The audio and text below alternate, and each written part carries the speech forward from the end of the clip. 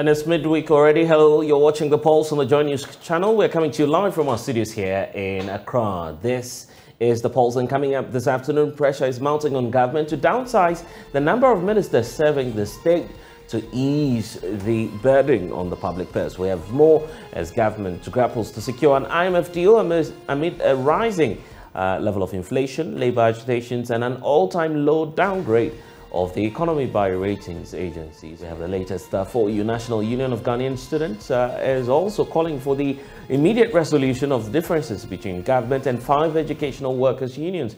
We have details of a statement from the group as they lament the strike by the teacher unions is disrupting the academic calendar. Exactly what are the concerns of this group? We'll get you the latest. This is The Pulse. The Pulse, as always, is brought to you by Global Communities Digny Lu.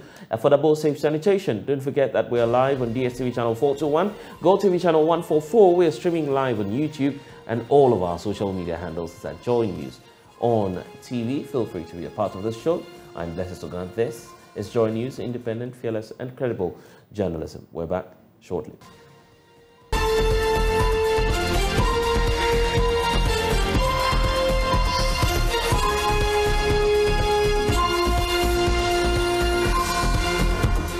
This afternoon, pressure is mounting on government to downsize the number of ministers serving the state in order to ease the burden on the public purse. Well, Ghana's economy is on the knees, and the government is grappling to secure an IMF deal amid rising inflation, labor agitations, and an all-time low downgrade of the economy by ratings agency Moody's. Former President John Agyekum Kufuor says it's time President Akufo-Addo reshuffled average ministers. No, I didn't reshuffle just for the frequency of it. No. Any shifts I made, like I mentioned, Mrs. Asma, I liked her so much. May she rest in peace. And she helped me so much when I was canvassing to become president. Western region, she ran a small loan scheme herself before we came to power. And in a way she contributed towards establishing Maslow. And so when we got into power, she was trying to do it. But along the way I saw that she wasn't pulling the support I expected from the ladies, the women. When I say ladies, I mean the women generally. And especially the younger women, she was a bit aged. So I sensed, and we wanted the young people to get enthused with our efforts. So I looked, and then I will mention her name. The one who is Ghana's ambassador to America now, Halima, young, smart. I saw that she would bring on board the young people, the women generally. So I said, perhaps Mrs. Asma would be more effective going to the fisheries to open the place up for us. So that's how I did the reshuffle. And Halima came on board, and I think Halima it seemed to be making the impact with the young people. The women generally, we were talking, fighting teenage pregnancies and all those things. So perhaps the younger people. So that's the rationale. So I didn't reshuffle just for the sake, but we were watching. The president's role is like a coach, not just a team leader. A coach. You have to know what your ministers are doing, whether they are being positive or whether you think they are just being average, when you should expect more of them. Then you should have the courage to say, this, you don't belong here, go there, or perhaps sit aside. That's how I did mine. And that thing should not be like seasonal, it should be continuous. And we'll be engaging experts as we look at the practicality of these demands on government. But first, we took to the streets to find out, should government decide to downsize, of course, which minister would you want out? Here's some of the reactions on the streets of Accra. So today we are currently on the street and we are asking the question, if you were the president, which ministries should go? Which of them should merge? We have been talking to the people on the street, the ordinary people, and they have been telling us that indeed there are some ministries that ought to be merged others are simply not good to be stand-alone ministries? It's not actually the size of the government that is necessary, it's their competence. It's their competence. So if the government, if I should be the president, for instance, I think the deputy ministers would be gone, because I don't really see their importance. So we can join them together. The agric and fishery ministries, they could just be just one, because agric and fisheries are just the same thing. So you can just combine them together, have just one ministry. That's maybe agric ministry, yes, and then the road and highway, the transport and highway too. We can just add them, infuse them together, and then work hand in hand. That'll be okay. If a whole China has 22 ministers or a ministry to govern the size of this, how? I mean, Ghana, it is just too much. But a ministry like works and housing, okay, like the employment, this ministry can put together. The great ministry. I think the minister himself is not performing. Yes, for that one, they have to change.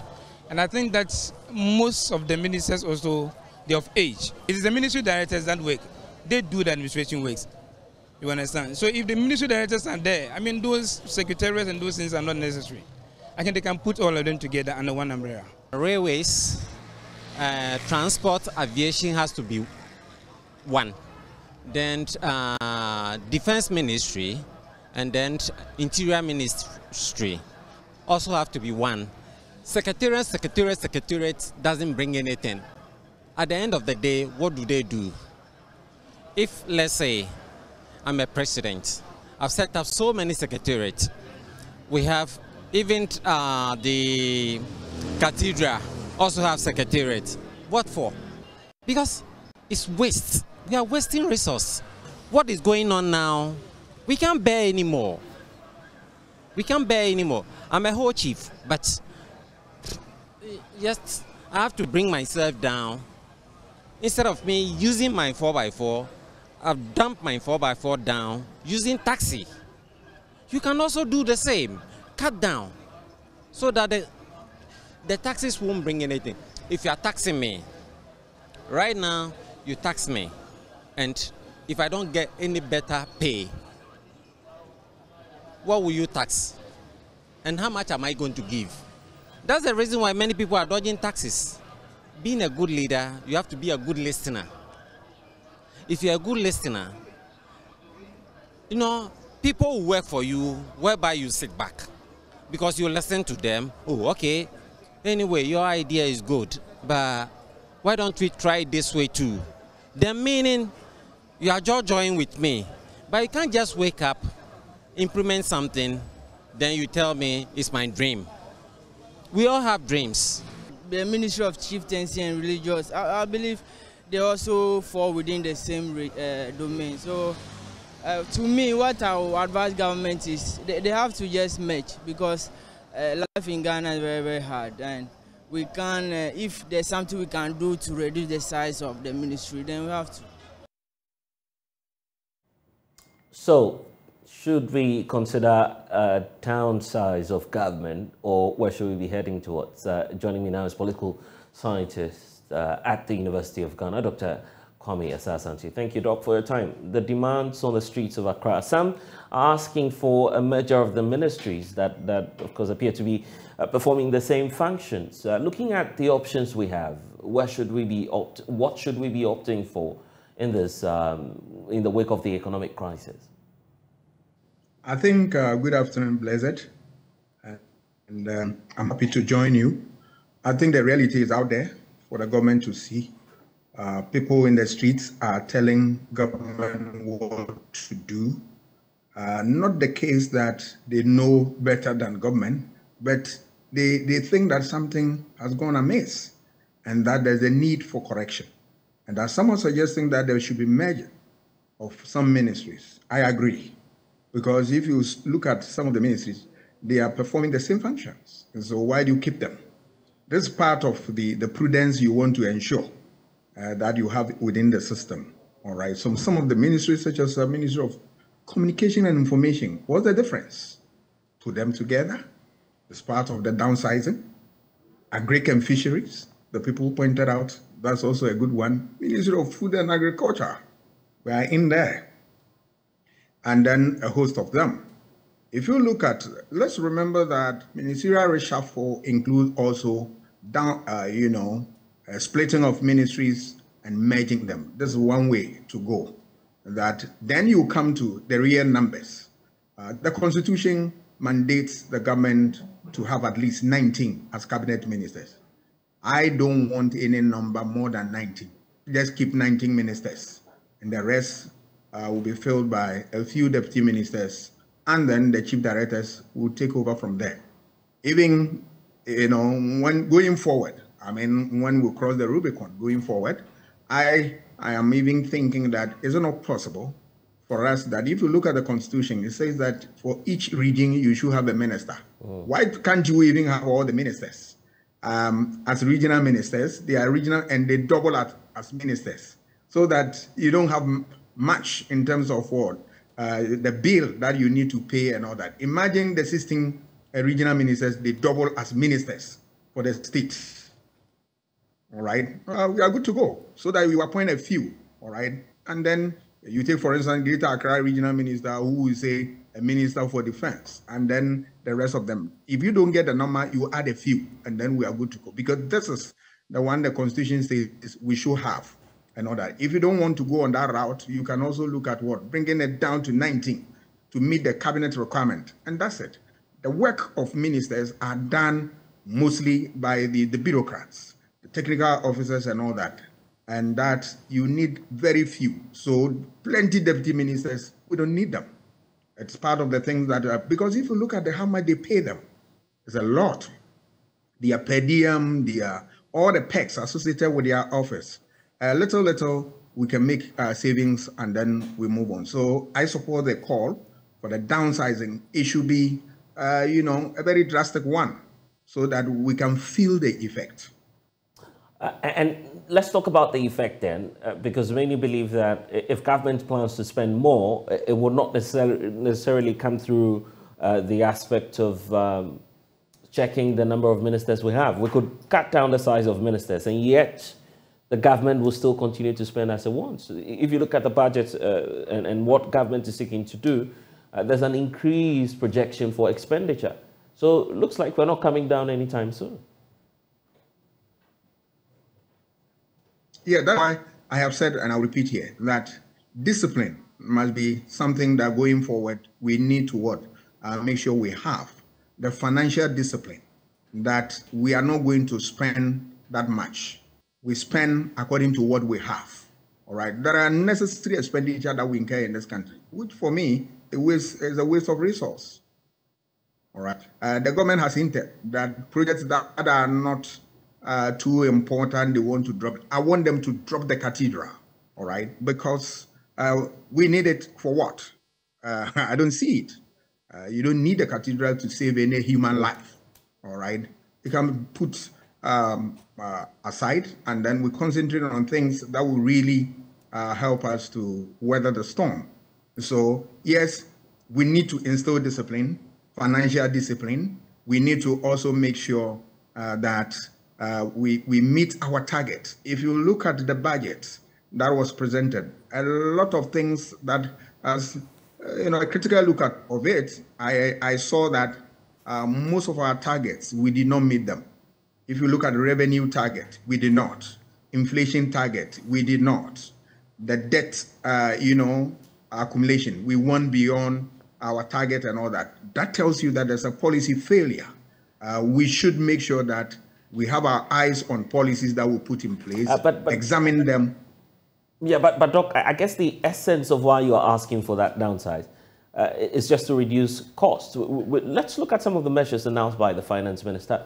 Of course, no use of SUVs or the V8s in town, and that countryside journeys is what it is that will require the use of some of these vehicles. The number of cuts that are going to take place in terms of how ministers expend on fuel and some of these allowances. If government is putting in place some of these measures, are we not achieving the same effect in the end? Yes, we are saying that we are not going to get the effect that we want from only one sector. Say, for instance, you need to downsize, and that's the end of it. No, we need to also check expenditure, such as what the use of plenty cars. Do we need them? We can save resources from there. The use of prudent use of fuel can also help us. And then look at the special assistance that we have. What special ideas do they bring to bear? They will come out to justify the need to have them, but I can say it without fear of contradiction, that all that they bring to bear, the technocrats, they have them. And these are people who are already on our payroll. So why do we need other people? They need to clear all those ones, and then we get the bill slim, and so that we can pay. What do you fear or suspect might happen if we keep such a size of government? One, you are going to, cause unnecessary, pain in the system, in the sense that where money needs to get to, you will not be able to provide. And people will always be in the streets and agitate here and there. And that will not bode well for us as a country in this difficult time. Two, the fear is also that if government doesn't show the way or lead by example, it's going to put unnecessary pressure on it, that people will continue to criticize the government, suggest all manner of theories, including those that will not work and all that. And then if government doesn't take time, government will be inundated with a lot of problems and all that sometimes it doesn't give the government the space to think and then put its fingers around some of the problems and deal with them. Above all, you create a certain, condition that people will lose hope and think that we have hit the end of the road. But I tell you, in governance, we always come by, problems such as what we have. All that it needs is that you have leaders who will be sober, reflect upon them, and then take, decisions that will really stand the test of time. And that means that you need to engage stakeholders, experts, and all that. You bring everybody on board, people who matter, and they think that they can help you to turn things around. This is the time that you make that call to all of them to come on board. And once you are asking people to tighten their belt, they want to see on the part of government that government is also doing same, leadership by example. What is also important that we need to do is that we need to not just be just talking, but we need to walk the talk.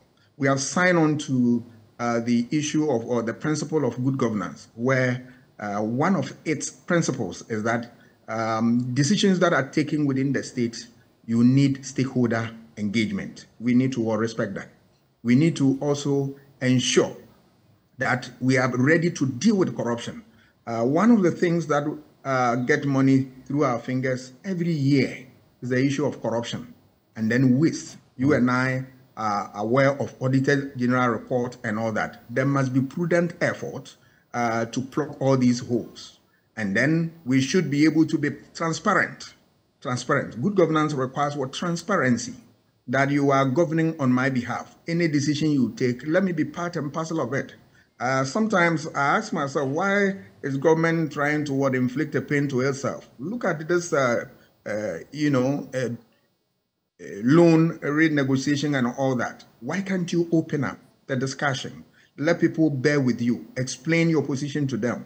You judge all. At the end of the day, you reach a compromise and you take it from there. But if you hide it and then you spring a surprise at people, obviously people will respond. Look at the unions, the labor unions and all that. They tell you that they were not involved, but information was passed on to them and all that. Is that how to govern? Government or governance is dialogue. You give and take. You share ideas. Involve them. Let them be part of the problem. They will be part of the solution. And they own the decision that comes out anytime that policy comes on that attack. This is missing. And above all, the issue of political communication. I heard the deputy minister say that, yes, this is it. You either take it or leave it. Yes, we are in difficult times, but the way to communicate, to assuage the pain of people is important. They must be mindful of what they are communicating. all right? Government, where it is in a difficult situation, it's in a fix. So some of these issues, you can't fault government that much. But the way you communicate with these issues will always ameliorate the situation. And that is what is missing. They need to get their acts together. A very critical time for us as a nation. Dr. Kwame Asah-Asante, political scientist at the University of Ghana. Thank you for joining us.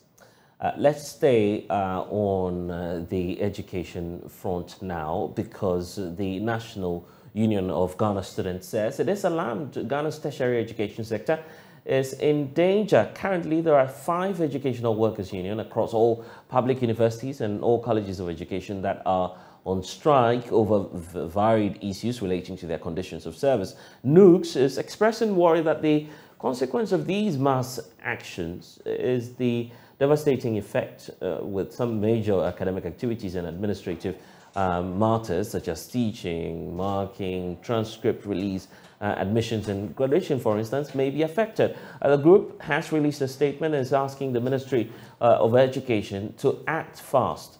So let's bring you a sense of what it is that NUGS is concerned about. You have that on your screens right now. And first of all, you have, of course, the statement indicating that the National Union of Ghana Students on December 5, 2022, held a National Executive Council meeting to consider the current state of strike actions in various tertiary institutions, and with grave concern, the union wants to state the following. Point 1 indicates that the continuous inability of the Ministry of Education to resolve the issues with the strike, the unions, it's actually fueling a growing unrest and frustration of students and the entire educational system.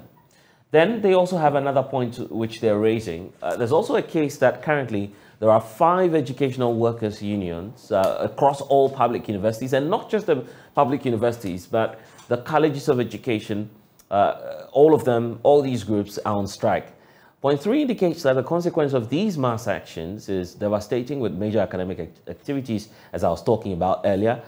You have teaching, marking, transcript release, admission processes, graduation processes. All of these activities may be affected. And so tertiary education, in the view of NUGS, has almost been brought to a halt. So what then is the demand of NUGS?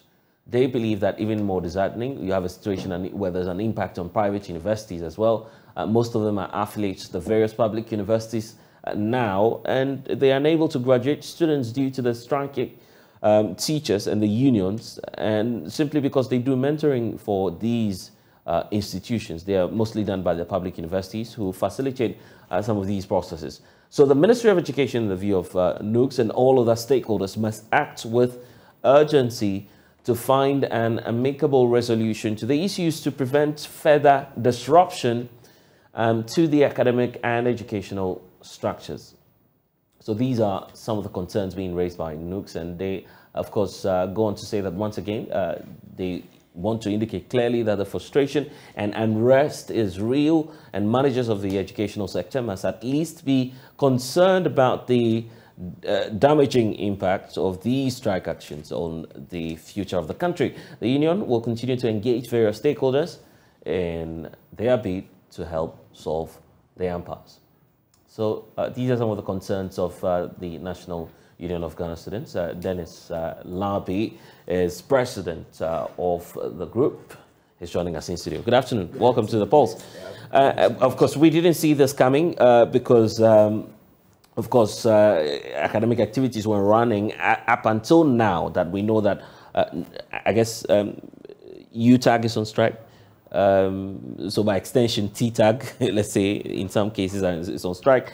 You have CTAG as well. That's for the colleges of education. They're also on strike. And some other groups, TEU is also having their fair share of the concerns.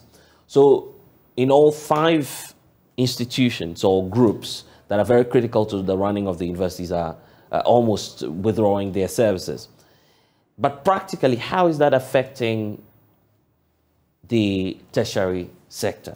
Okay, thank you very much. I think that the first issue to draw our attention to is that there has been 2 main reasons why you didn't see this coming. Because 1, you have most of our public tertiary institutions or public universities on vacation. What that means is that the ordinary students who would have come to Twitter, Facebook, and then complain about the absence of lectures in the classrooms wouldn't do that. Right. Secondly, the union or the National Union of Ghana Students, that is the mouthpiece for all students, has been quiet over the occurrences over some time. Right. Some of these strike actions have been well over a month, but we've been quiet.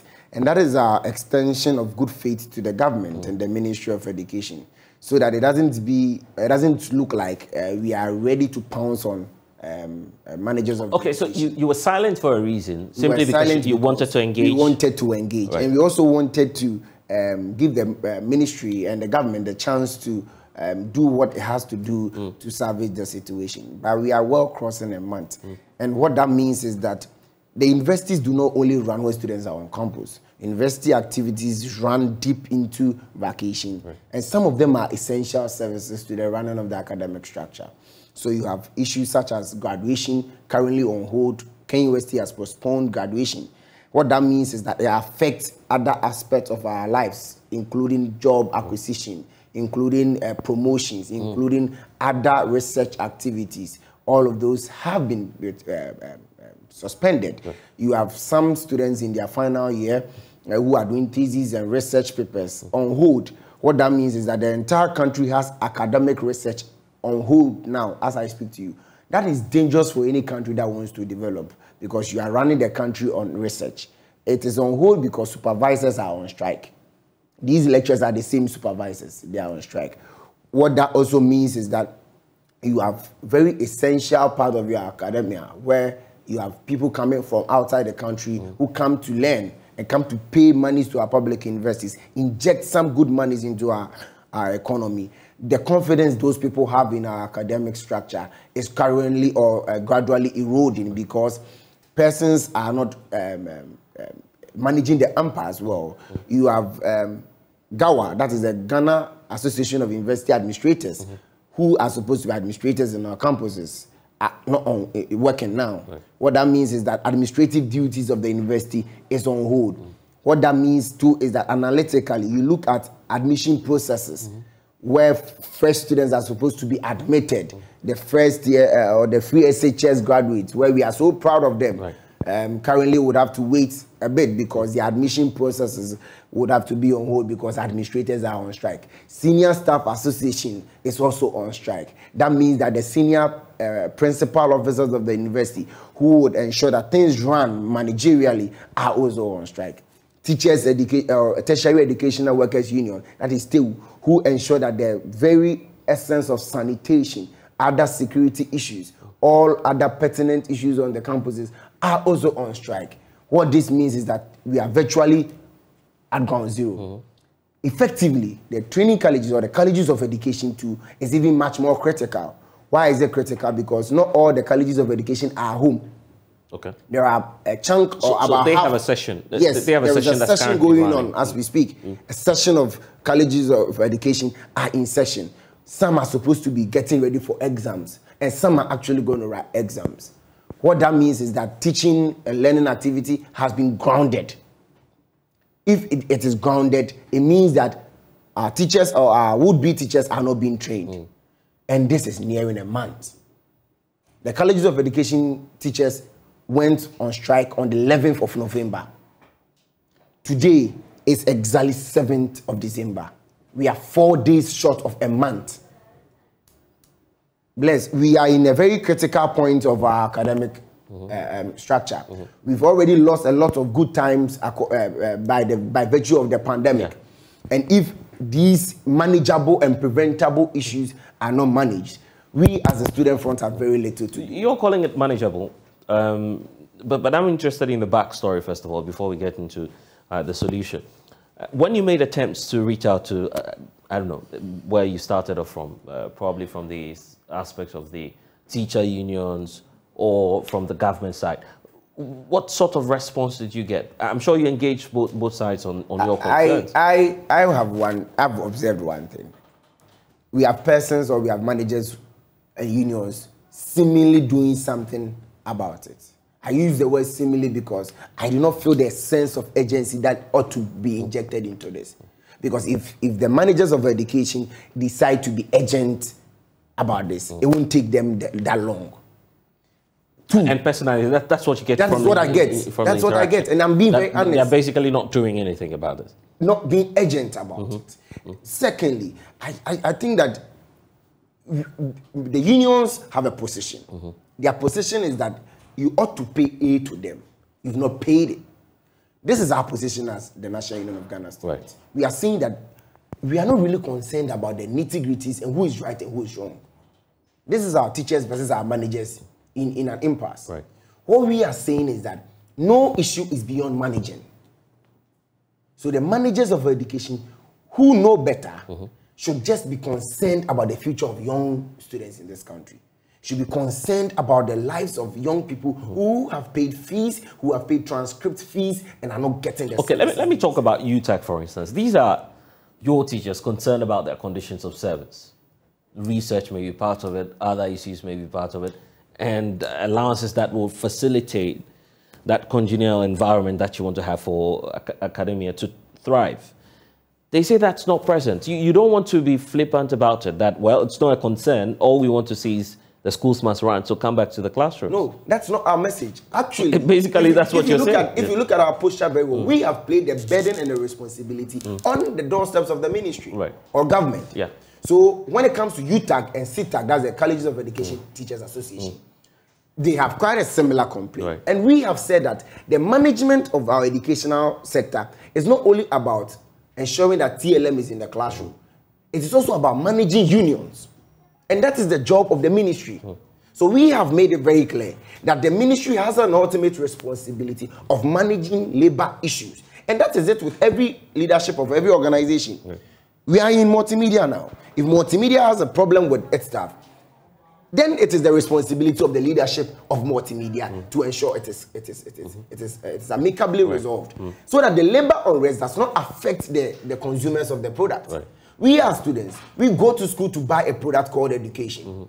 And for us to come to school and be told that the workers who are supposed to prepare at the factory the product called education are not available, and our managers sit aloof or spend over a month to put us back.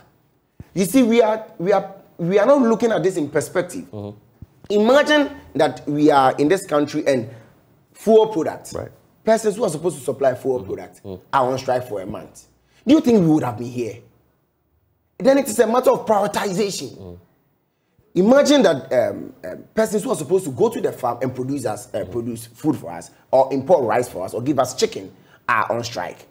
Do you think we would have been at this point? Well over a month. So what's the point you're making? That we're not taking education Our point is that prioritization is missing here. Yeah, but government says they're trying all they can. You can talk to the labor unions, but if they don't agree to return to the classrooms, nothing will happen. The conversation has been managers. Leadership. That is our conversation. So that's the sense you get? What we are saying is that someone must manage it. As to whether you are paying it or you are finding a way. We've seen labor unrest in this country where they are not paid immediately, where their demands are not met exactly. But what happens? How do they get them back into the classroom or into working? It is management. Yes, but then it's about negotiation. If you pay attention to what's happening even in this country right now as we speak, organized labor is asking for even a salary rise. And going by how difficult it's becoming for government to even just accede to that, to say, well, I'll double your salary. It's not even happening, right? So if that's not even happening, it tells you, it gives you a sense of where government is now in terms of providing or making funds available for that to happen. So don't you feel that it may take a longer time and that you have to be patient enough just to wait and see what will happen? This is where I bring the conversation to a matter of prioritization. If the education of but if the funds are not there, I don't know what exactly you're expecting. Bless. That's the point. That's the point. When issues of I cited an example of critical needs, such as fuel, such as medicine, such as you feel education is on that same level? That's my point. No, I mean, the conversation has to drive from tokenism, where education is more subjected to second thought, afterthought, lowered on the prioritization scale. That is where we are now. And that is why the students of this country are worried. We are worried because persons who understand and know education very well ought to put education up there. I'm sure there's someone watching us right now who says, after all, what are we likely to lose if we have university students go on a little break? In fact, you're on a vacation. So if the academic calendar doesn't start on time, after all, what are we going to lose? You find the teachers coming back later on to recover all the lost period. So it's as simple as that. Redraw the calendar and you move on. So that's why I'm talking about the issue about patience. Yes, that is the problem. The problem is thinking that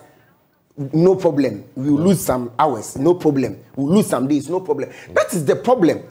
The problem is that we do not see the missiles we are throwing at our education sector as damaging enough. We don't see the fact that we are gradually grounding our future as a country. Where do we get to if we are not taking our education as #1 priority?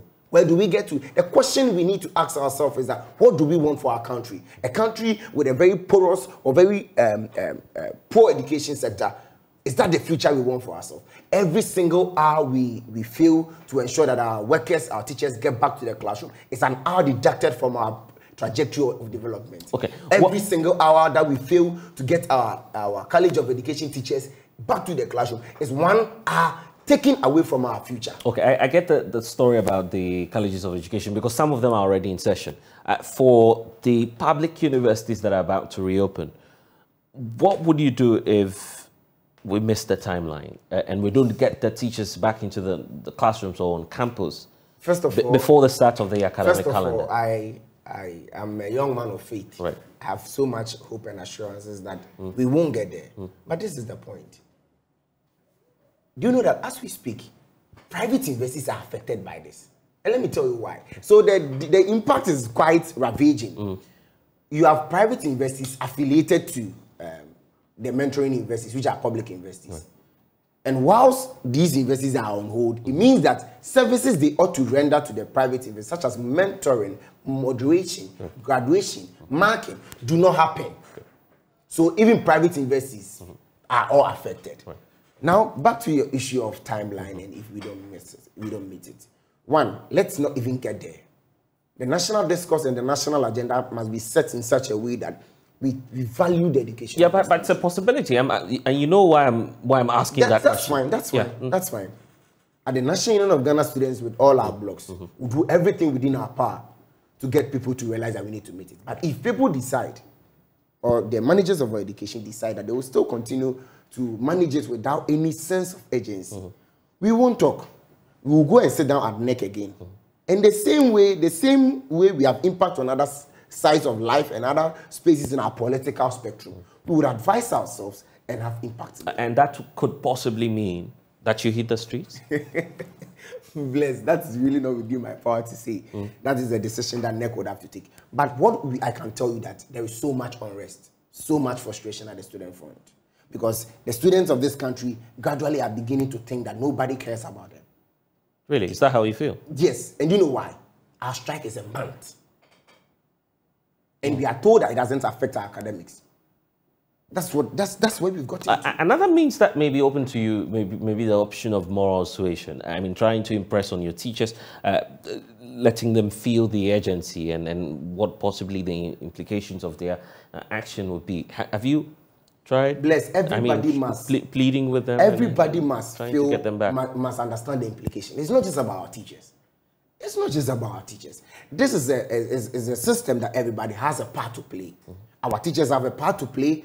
Managers of the education, there's a ministry has a part to play. Ministry of Employment has a part to play. National Labour Commission has a part to play. The Fair Wages and Salaries Commission has a part to play. Everyone has a part to play. It is not just about the teachers coming to understand that this is a serious matter and we are gradually running our education into a ditch. Everyone must understand this. And that is all we are saying. We are begging every single person involved in this. And we consistently put the responsibility on the ministry. I see that you're fixated on the ministry. Is it the case that the sector minister has not been responsive to your concerns? Have you tried writing or perhaps sending a delegation there to engage the education ministry on the key concerns they have about it? The things we've done backdoor are quite a lot. One day we'll have a conversation. Yeah, but I'm interested in the ministry because the ministry. A lot. As I speak to yesterday, just yesterday, the university student leadership met Parliamentary Select Committee on Education. Just yesterday. Okay. What we are trying to tell you is that we are doing a lot backstage. Yeah, but when you engage them, did you get the sense that, of course, the minister will be held responsible? That's why I'm interested in that story. They gave us the assurance that they or perhaps what transpired. What transpired? Because I'm sure that you are heading there because you didn't get enough results at the ministerial level. Is that the point? My point is that what I'm trying to tell you is that our meetings and our work backdoor has yielded the response of we are working on it. That is what we've been told from start to finish. And it is over a month. I mean, I don't know what I don't know what people expect the students of this country to do. Haven't we been patient enough? It's over a month. People are not getting their transcripts. We are gradually getting. You know why we are bringing your attention to this, or we are bringing everybody's attention to this? We are very close to reopening the school. We fear the worst. Well, that's your biggest. We fear the worst. The worst is that students will come to campus. That we should not get there. We should not get there that students get to campus and we do not have teachers on campus. Or we do not get to the point where reopening date is set and there is no one to manage the universities. Okay, Dennis, I'll tell you why perhaps this is happening. This is happening because probably government is cash-strapped. There's no money, there's no funding. You know of the economic crisis, correct? So NUGs must be equally concerned about the economic situation in the country now. Definitely. Definitely, blessed. And if you listen very carefully to my submission, I did not say that the government must quickly go and pay the unions. I said manage. We've been very careful in our... So you're mindful of the economic crisis? We are mindful of everything. We are mindful of everything. But all we are calling on government is to manage.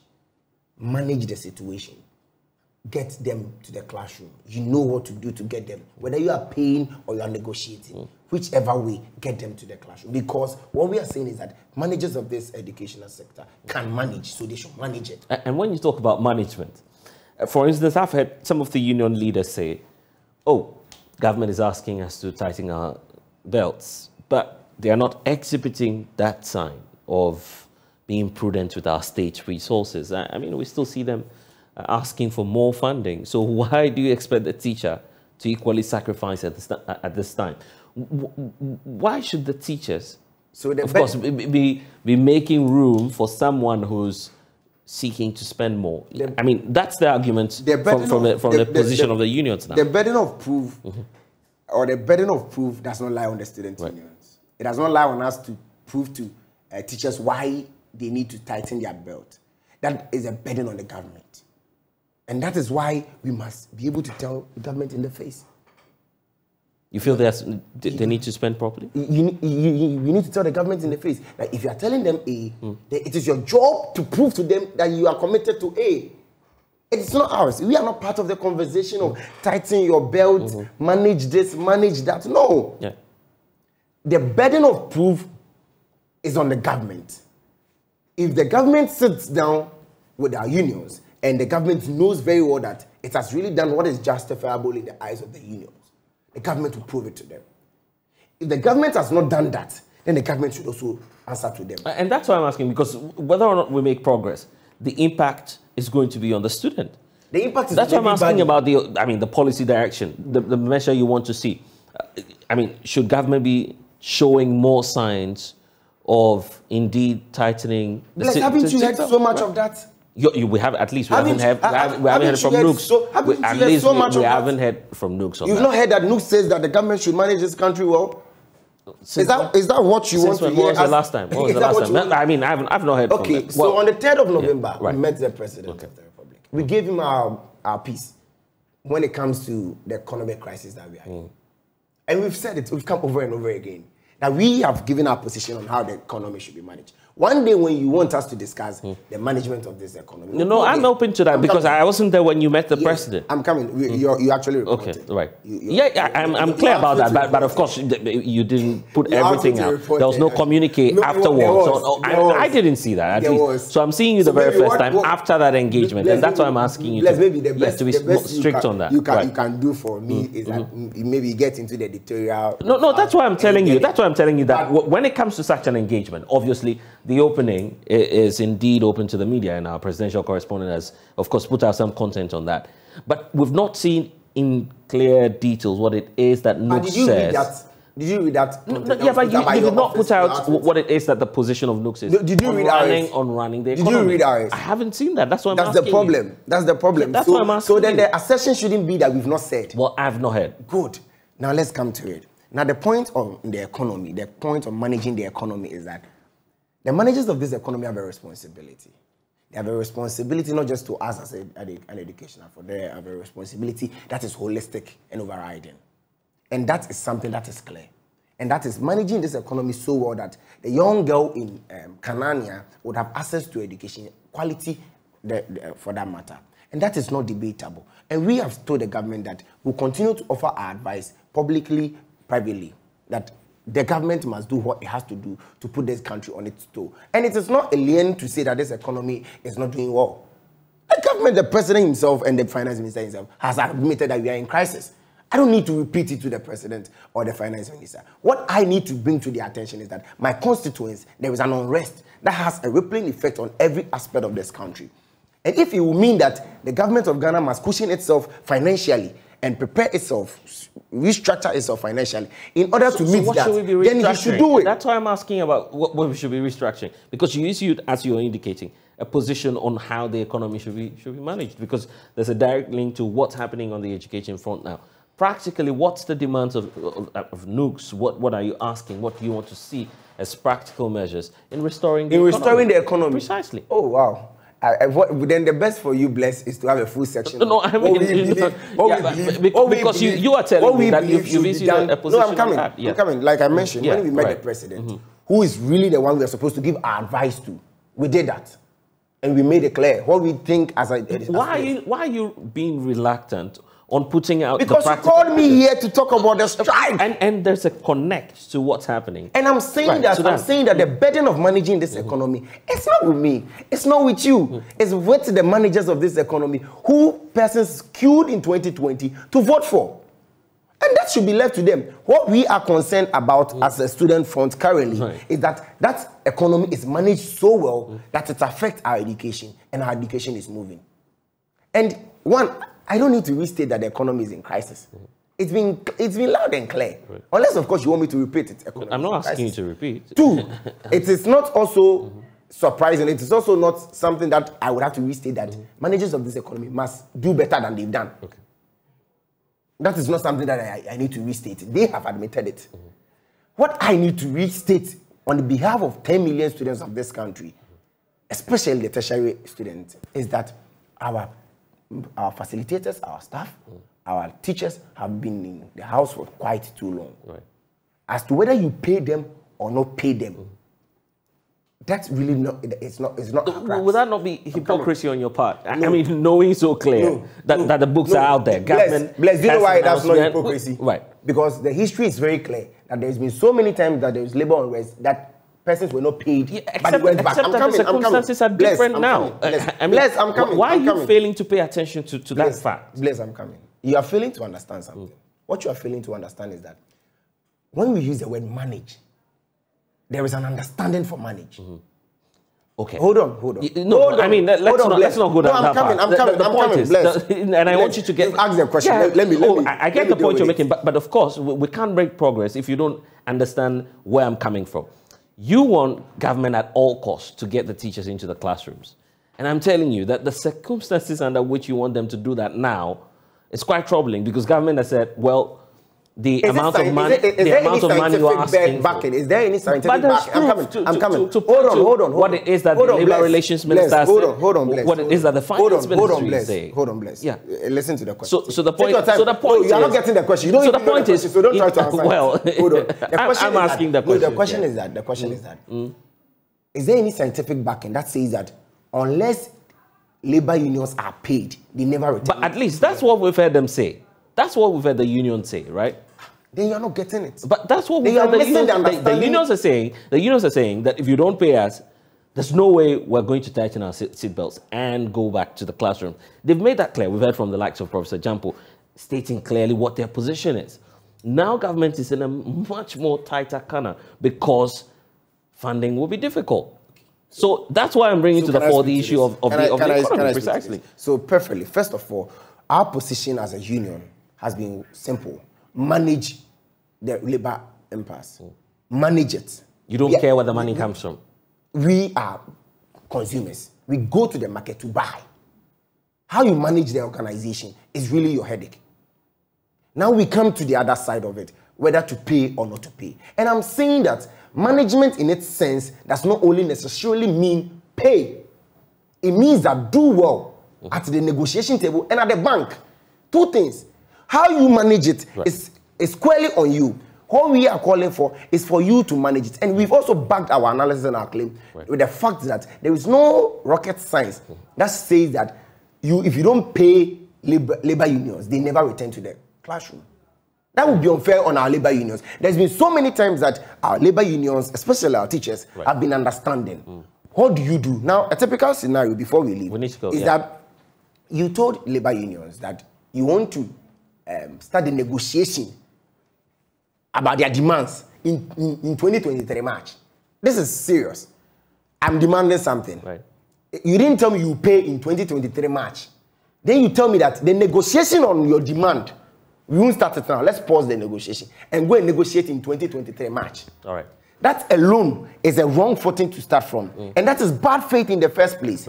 So what we are saying is that, one, management of the economy has its responsible officers. We need to go.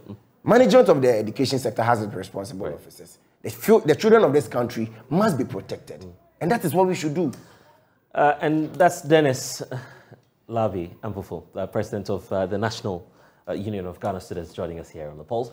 When we return, of course, we'll talk about some more developing issues, including the Ejura Traditional Council, which says it will not rescind its decision to actually flush out some nomadic headsmen in the community. A lot happening there. We'll revisit that shortly. Please stay.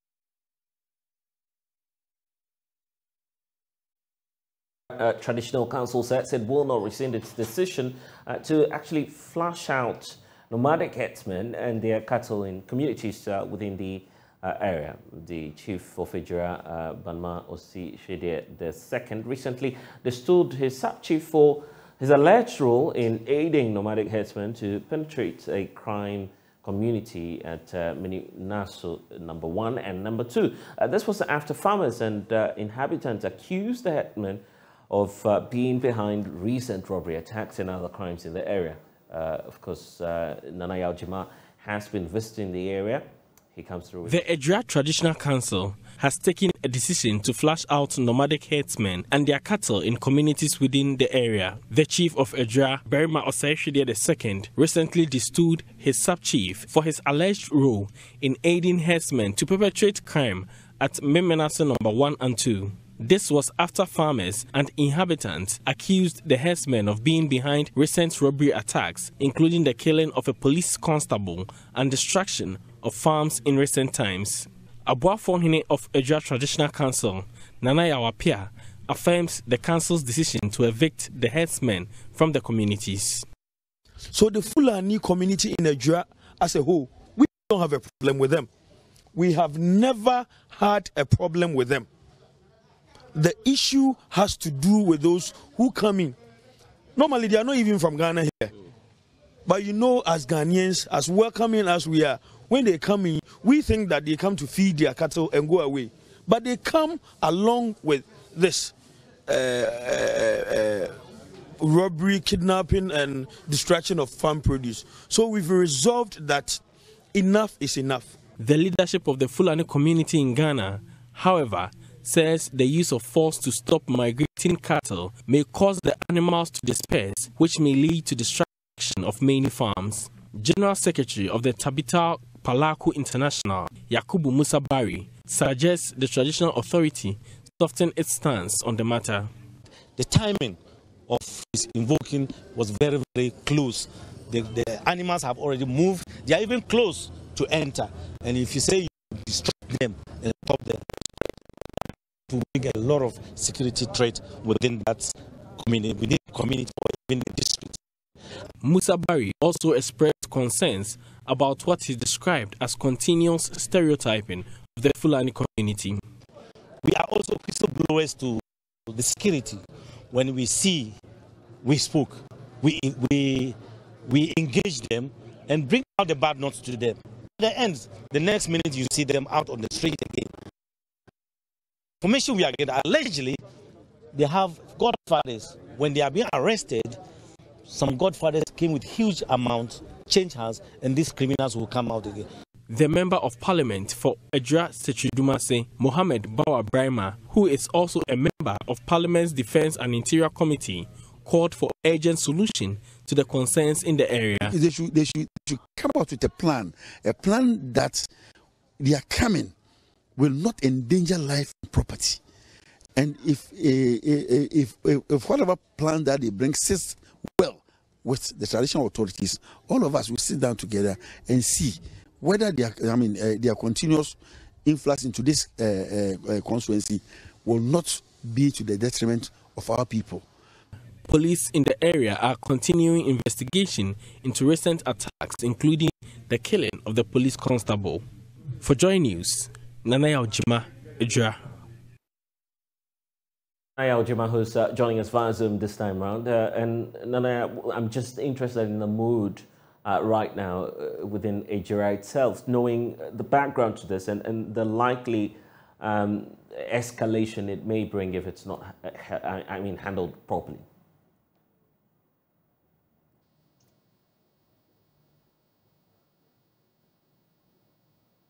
So it's difficult hearing you from here. Can you please? Yes, I was just talking about the fact that I'm interested, first of all, in knowing what the mood is right now within Nigeria itself, knowing that there's a background to this. There could be an escalation of matters if this is not handled properly.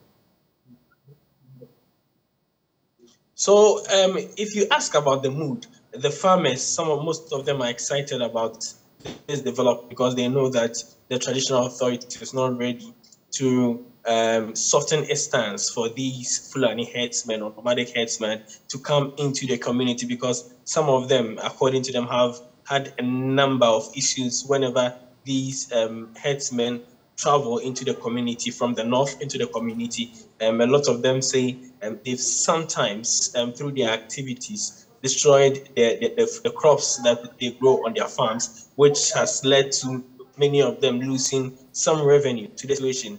In other instances, they also say that their presence in the community also affects the security of the people in the area. According to them, whenever the headsmen travel into these communities, there's surge in robbery cases. For instance, in recent times, according to the security agencies, they've recorded a number of robbery incidents in the area. One resulted in the death of a police constable, and some of these people are pointing fingers at the Fulani headsmen or the nomadic headsmen for perpetrating such crimes. So the people in these areas, some of them are excited about the move by the traditional authorities and also the security agencies to restrain these headsmen from coming into the community. But according to the leadership of the headsmen, whenever we enter the dry season, what they do is that some of these headsmen travel from north and other parts of the country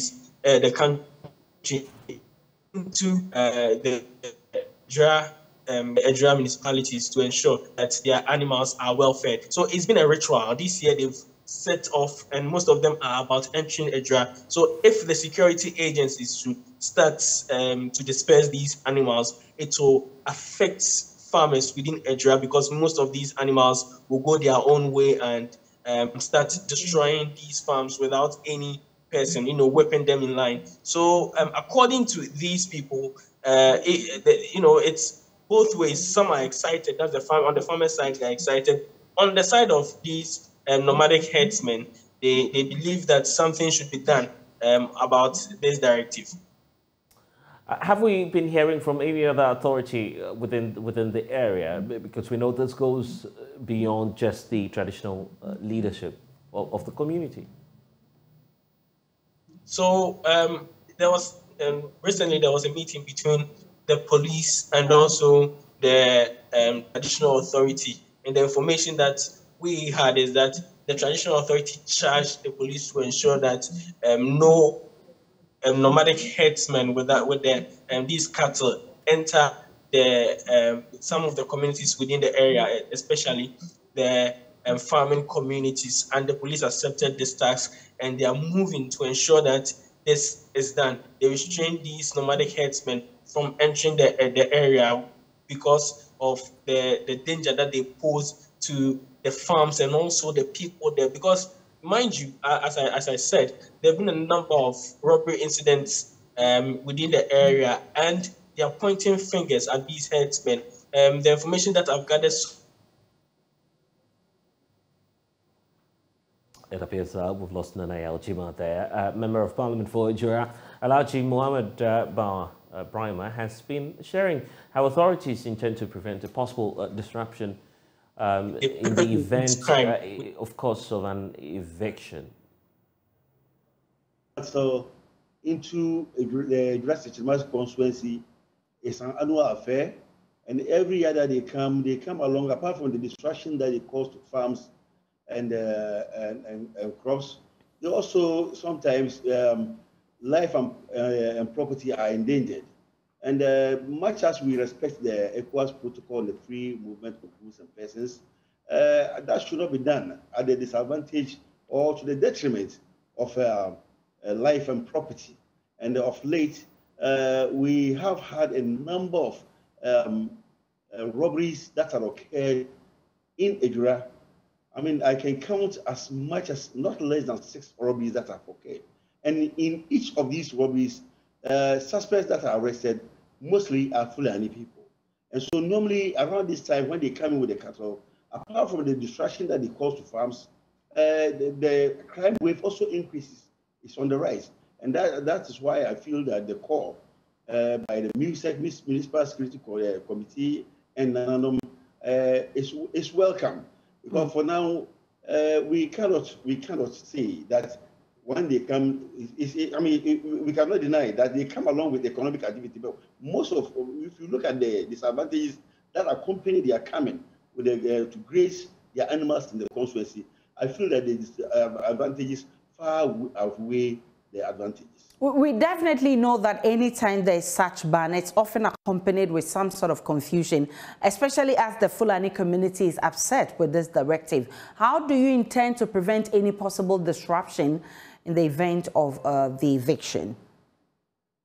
For now, I don't think, for now, even if I heard the General Secretary of the Fulani saying that the animals are close, if really what he's saying is true, then it means that they are in to destroy farmers' crops, because this is the time that farmers are harvesting. Most farmers have not even harvested their crops. And if you are telling us that you are now, your animals are close to the constituency, everybody knowing that the University of constituency is a farming community, then we are in for trouble. So I attended their meeting. I impressed upon them to come out with a roadmap as how they can ensure that if they bring in their cattle, there will not be distraction to farm produce, and also to ensure that at least the crime wave, because the owners of the cattle, the owners of the cattle themselves don't follow the cattle. They employ some people, give them sophisticated weapons, and these are the people that is the same weapons that they use to commit these crimes. So what is the guarantee that when they come in with their animals, the crime wave, as we are experiencing now, will not escalate? So I will plead with them that they should not exacerbate the situation. Farmers are now harvesting their crops, and for them to say that they will flout that ban, I believe that the Municipal Security Committee is the highest security decision-making body in the municipality, and we believe that whatever decision that they take, it is in the interest of the people of the university to ensure that the people live in peace.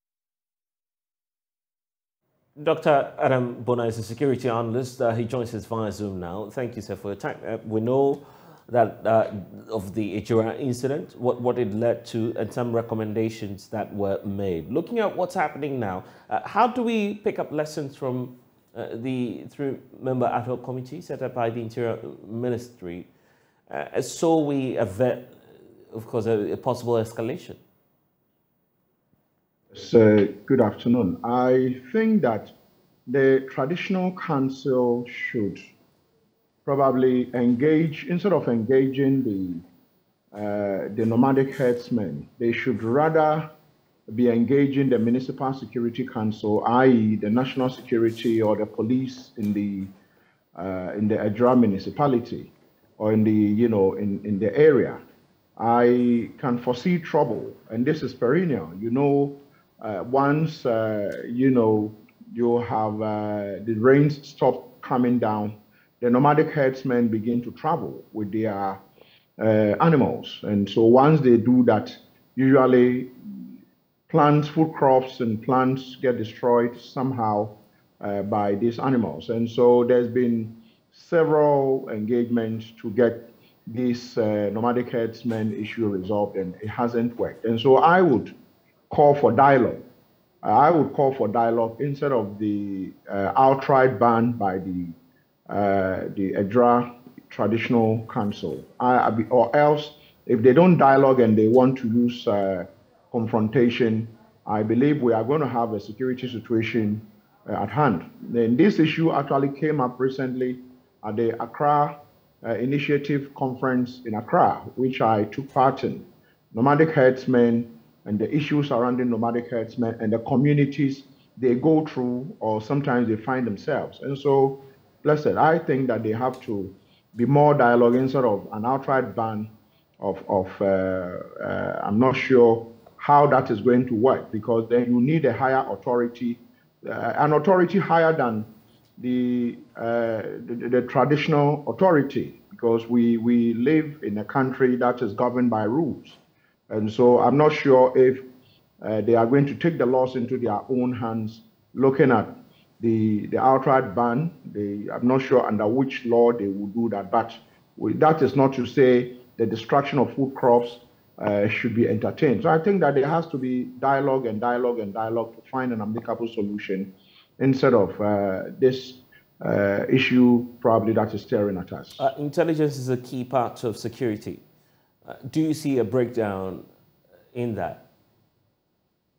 I think so. I think so, because then you don't have to be an intel officer or someone who has to pick intel to know. If you can actually tell that every year around this time, nomadic herdsmen begin to travel. Either they are crossing from parts of the sub-region into this part of the sub-region, Ghana and the rest, or they are moving from other drier areas in the country into a more areas that have some amount of grass for the cattle to feed. And therefore, someone should have known.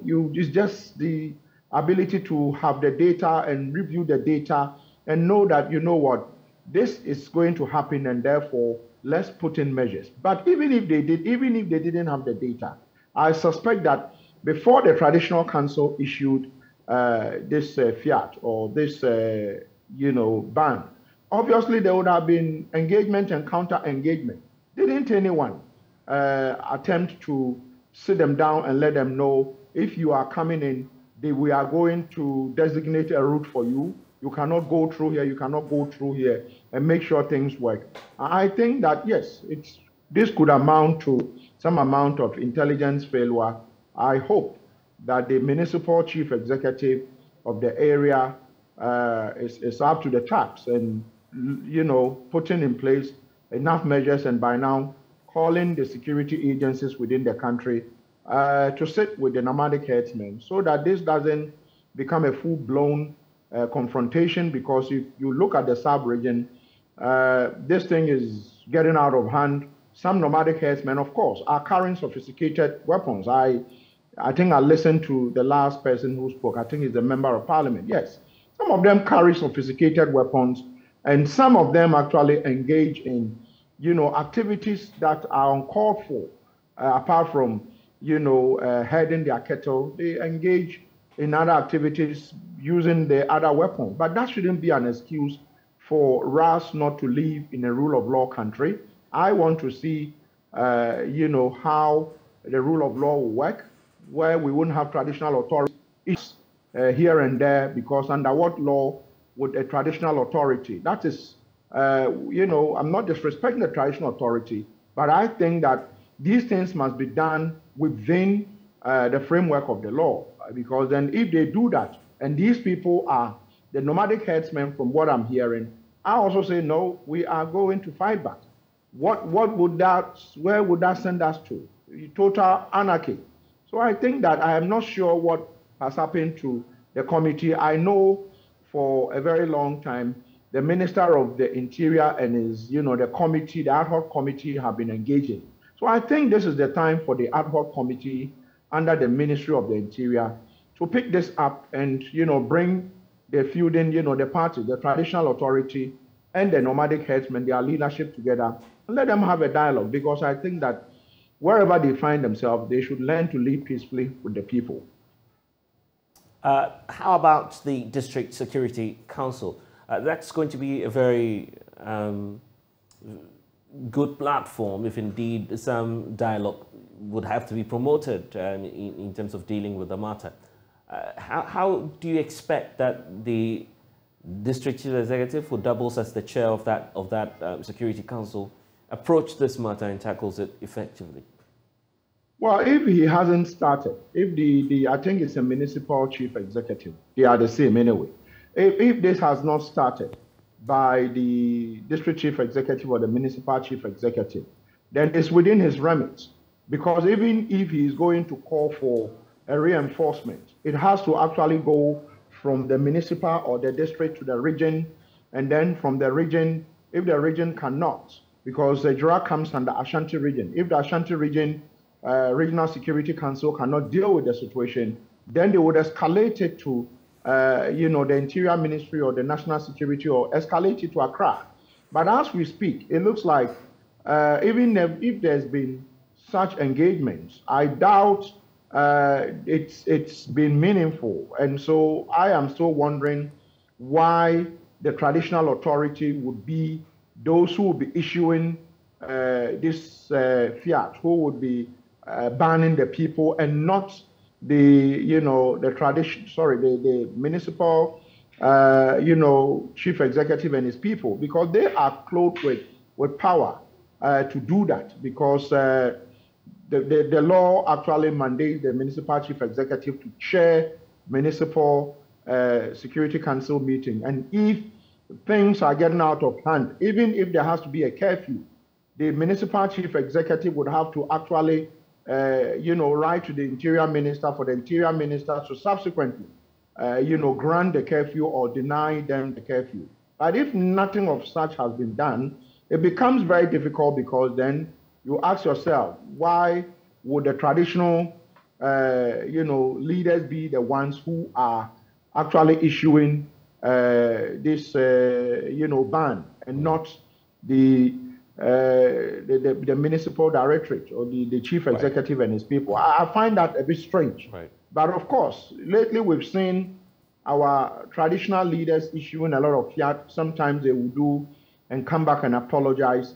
But I think that we should at all times make sure these things are done within the framework of the law, because then I can't find anywhere in our law where a traditional authority can ban somebody who probably is engaging in a particular type of business, because those who are herding this cattle, remember the cattle business, the cattle work, or the herders are in business.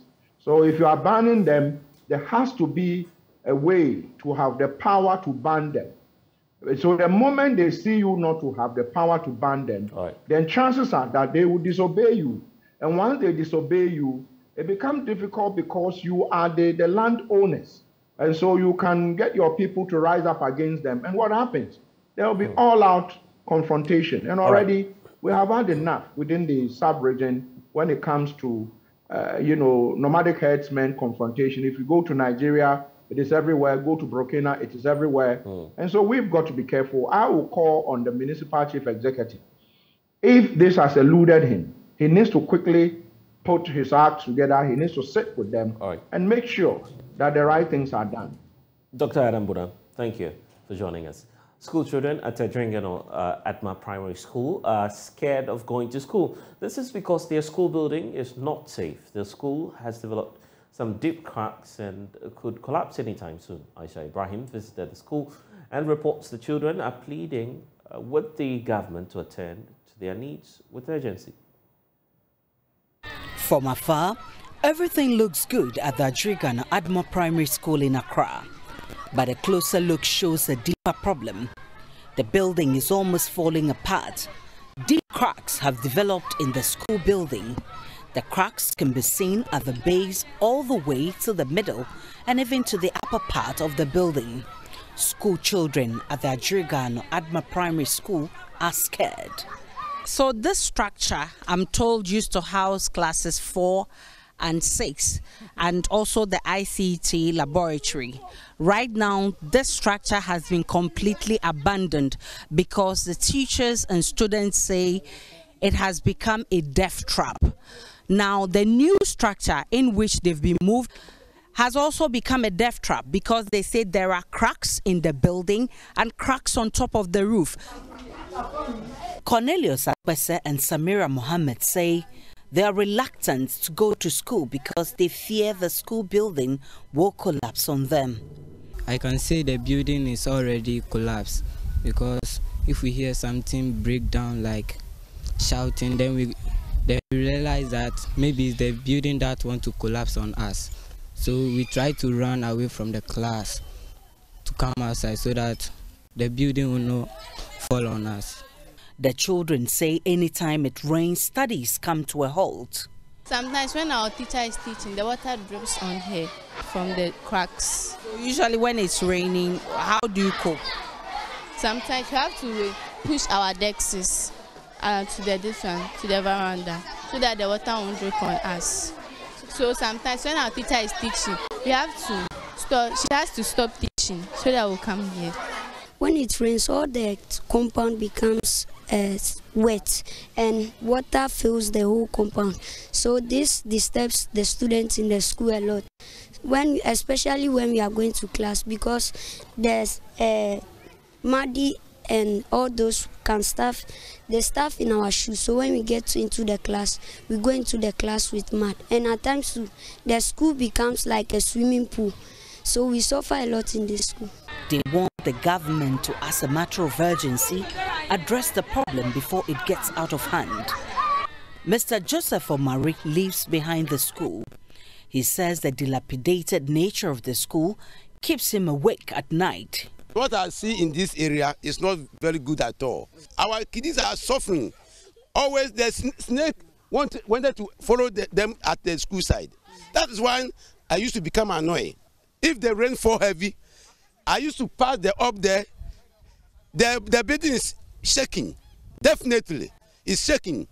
Teachers in the school say the situation is making teaching and learning difficult. So until the government comes to the aid of these poor ones, Cornelius, Samira, Frank and their colleagues will have no option but to continue to study in this death trap. Aisha Ibrahim, Joy News, Adma Primary School. Well, Municipal Chief Executive Officer of the Adenta Municipality, Ni Noi Edumwa, meanwhile, says the Assembly is aware of the problem and is working to get a new classroom block for the school. He says within a space of 1 month, the road will be cleared for work to begin on a new classroom block. He's been speaking to JoyNews today with Aisha Ibrahim. Yes, the information is available to us, and we've taken steps to try and get them a new classroom block. That classroom block is not meant for use. That is what I can say. No, yes, we saw the one that has been abandoned, which used to house the classes 4 and 6, and I'm told also the ICT laboratory. But the new ones where the kids are supposed to be in school or to learn are the ones with the deep cracks. Yes. What you say, the new one, is the one that we... The one that they've moved into.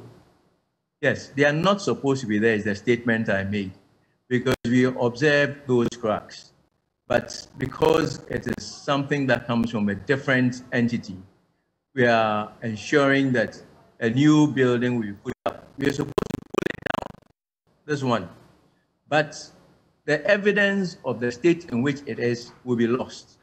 So for us, we have engaged our appropriate authorities, and when the legal issues have all been taken care of, it will come down. But before then, we want to make sure that we've actually advised the education directors. They have also seen this thing. And we are in the process of getting them a new school building so that they will be using those ones. What kind of legal issues are you talking about? This is a property that came into being because of the GET fund, and because it's funded by somebody else and not the assembly. Pulling it down requires their involvement as well, and that is where we are. Because if we pull this thing down because it's just posing a danger, then the evidence that we have adduced, even though pictures have been taken, it won't give us the same picture. And it's taking you more than a year to do that, even though it poses danger to the children? Say again? And it's taking you more than a year to get the attention of those who matter to pull it down so that you can put up a new one for the kids to learn in? Yeah, so we've been working at both ends of the candle. So the new building, we've made the necessary arrangements, gone through the processes, and there's a contractor who is available and will be on site pretty soon to start a building for us. But on this compound, we saw another building which has been abandoned. It's a new building but uncompleted, and which the residents around say that it's actually breeding snakes that also threat the children in the school. Why has that building been abandoned? You can see that the building is not roofed, so it hasn't been completed, and it is not new. It was started long ago, and we did not, when we came together with the other one that you're talking about that has a slab on it, had been constructed. Unfortunately, these structures, it took us a long time to even find a document on them. But the 25 junior high schools in the Greater Accra region initiated into the Ghana Science and Technology Explorer Prize Challenge in September have recently passed the judging phase after going through several stages. The challenge, organized by the Dream Mobile Foundation and other partners, aims to support junior high students with the needed resources to find solutions to scientific problems using practical skills and knowledge in science, technology, engineering, and mathematics, STEM. The initiative complements the government's effort to promote STEM education. There's more in the following report. The G-STEP is a skill development program organized by Dream Oval Foundation, Foundervine, MEST, Dex Technology, and Challenge Works. The aim is to help young people develop applicable skills in the STEM. G-STEP launched its judging phase.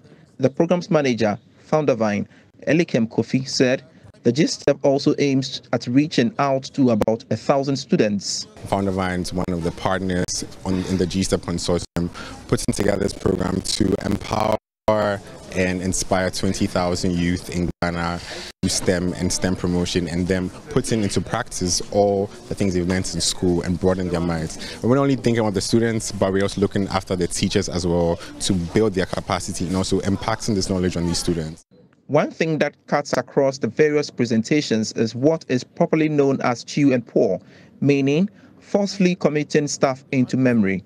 This is a typical act in the Ghanaian education system, but the country director of the Young Educators Foundation, Eugenia Tichimensen, says this is not right. Let's learn not to commit presentations to memory. Okay? Let's learn not to. Let's learn to speak to the concept. So you were speaking about the challenges. So you remember one of the challenges you want to talk about is this, and use your own words. It looks better and it comes across better. And because it's in your own words, you convince us better than, again, because whenever the presentations are being done and you're speaking, we can see the words, and it's word for word. You know what you want to say, but you want to use the word that was in the document. So as I say, this is not just for you, but it tends to be a very Ghanaian way of learning and teaching, and it is not the right way. If you understand what has been put there, you know that I can say the 3 challenges in my own words. Go ahead and say it. Here's what the teams had to say about feedback from the judges. We are going to improve on our skills and also showcase our work out there so that people will know about the risks of fire outbreaks. We are going to go back, look at the mistakes we made, and then take the advice and then apply it in our final presentation. Justice Ewa Boafo's report for JoyNews. Now 50 teams from the Ashanti and Greater Accra regions will battle it out for the final stage of the Ghana Science and Tech Explorer Prize competition to clinch the ultimate title. After a first pitch of their developed technologies, the participants are expected to make a final appearance with a display of their fully developed prototype of pitching. There's more in this report. 25 teams from various districts in the Ashanti region took turns before a panel of judges to pitch their ideas and innovative modules or prototypes. From agricultural to environmental challenges, the teams of 4 to 6 proffered technology-based solutions to an identified challenge in their communities. These accessories and shirts made from local fabrics but decorated with plantain fibers were only a teaser of the ingenuity of these basic school students. An illuminated child road safety device developed by an all-female team nicknamed the Genius 6 of Udara threw the judges and audience into a frenzy. The device is designed to assist basic school children to cross the busy streets in the cities. Our interest was aroused on a report made from the National Road Safety Commission, which said that on 2017, from January to September, 402 school children were involved in road fatalities. Yes. But I love it for the fact that it's targeted at young people. I love it. Good job, good thinking. Thank you, madam. Some participating teams spoke to JoyNews. We are trying to extract fiber from plantain stems for cloth making and other fashion accessories. Because we have noticed that non-biodegradable materials affect human and aquatic lives when they are being exposed on landfills and water bodies. Our product is about recycling, collecting the polythene and plastic waste from the environment and sew them into different artifacts, melt them into different artifacts, which will bring impact to the country. And our project is entitled Seabats. We decided to build this product to mitigate environmental impact on chemical batteries through salt water for electricity production. Project Associate of MEST Africa, Rhoda Beatrice Fletcher, says the challenge exposes untapped potentials of basic school children to science, technology, engineering and mathematics education. We are not utilizing the resources we have as the ideas and the brains of our young ones. These kids are open to a lot of issues because they have the internet. It will marvel you the kind of things they know. We may not even be privy to that. So I think the best thing is for us to encourage them, give them the opportunity for them to know that you are not just little. Even if you have an idea, with the guidance of a mentor or a coach guiding you through the scientific methods, the scientific ways of doing things, you'll be able to bring a solution to a problem we have in the community. The group participated in a 7-week mentorship session where they were equipped with marketing and pitching skills in developing their prototypes. Sheila Ekuokon, a mentor, was positive of a developed country built on technology. The entering session has been a very good experience because I realized that from the initial stages, the confidence level of the students and then their knowledge in science, how they appreciate things were very low. But as we went on with the program and then every day we discover something new. And to me, I realized that it has really added on to their lives. And then going forward, I think there is a future for science and engineering in Ghana. The teams are expected to meet other participating groups in the Greater Accra region to make their final pitch, where an overall winner will be selected. For Joy News, Emmanuel Bright-Kweku reporting. Let's check out what's happening elsewhere this week. German-African relations are in focus. German Vice-Chancellor Herbert Kiss in the southern part of Africa with a business delegation as German government looks forward to strengthening economic cooperation. Let's get more on this. DW's Thomas Barrow is joining us with more on this. Thomas, the German Vice-Chancellor visited Namibia and now it's South Africa. Why? Well, one element in particular, if you look at it from the political perspective, is the fact that Germany has a rather problematic colonial history in southern Africa, in Namibia. So one of the elements that has led actually Germany's Vice-Chancellor to travel to those two countries, in particular again to Namibia, is to try and solve some of the issues that are still pending when it comes to dealing with Germany's colonial past. As I say, a very problematic colonial past. But officially, the main reason for this trip to those two countries has to do with energy and energy diversification. You may know that Germany was highly dependent on Russian energy, and when the war in Ukraine started, Germany tried to reduce that dependence, and a way in which they tried to reduce that dependence is by looking to partners elsewhere. So going to different countries around the world and trying to sign cooperation agreements. And in the particular case of Southern Africa, that cooperation agreement that Germany is interested in has to do with so-called green hydrogen. And that's one of the reasons why Germany is actually interested in working closer together with Southern Africa. But, and I would like to stress this, that cooperation does not restrict itself to Southern Africa. So basically, Germany is also looking at partners in other parts of the continent. So that means that if a particular country in Africa is important when it comes to solar energy or wind-powered energy, then Germany, and by the way, other European countries would also consider the possibility of working together with them. And again, something that Germany has stressed all along, this would be cooperation on equal footing. And indeed, we know that, yes, of course, issues of colonialism may feature so strong. But beyond that, we're looking at some of the partnerships that Germany is agreeing to, even beyond Africa itself, because, mind you, the country is in dire need of much more cooperation in the wake of this global economic shocks.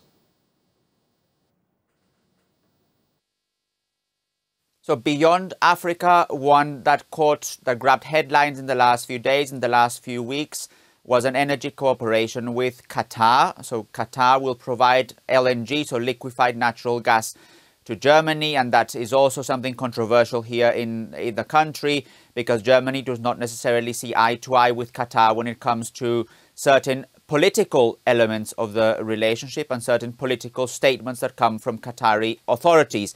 But again, Germany has been trying in that particular case to differentiate between the economic interests that it might have, the economic interest that its partner might also have, and the political differences that might happen there.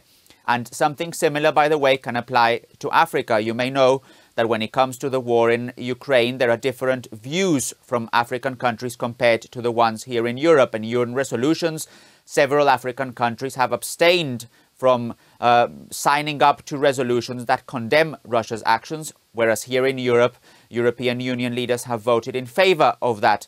So again, there are differences when it comes to dealing with African countries and Germany in particular, but there is an interest in trying to find common ground. There is an interest in particular with African countries to try and find not only political agreements, but also economic agreements as well. Let's round off by talking about the importance of Africa to Germany.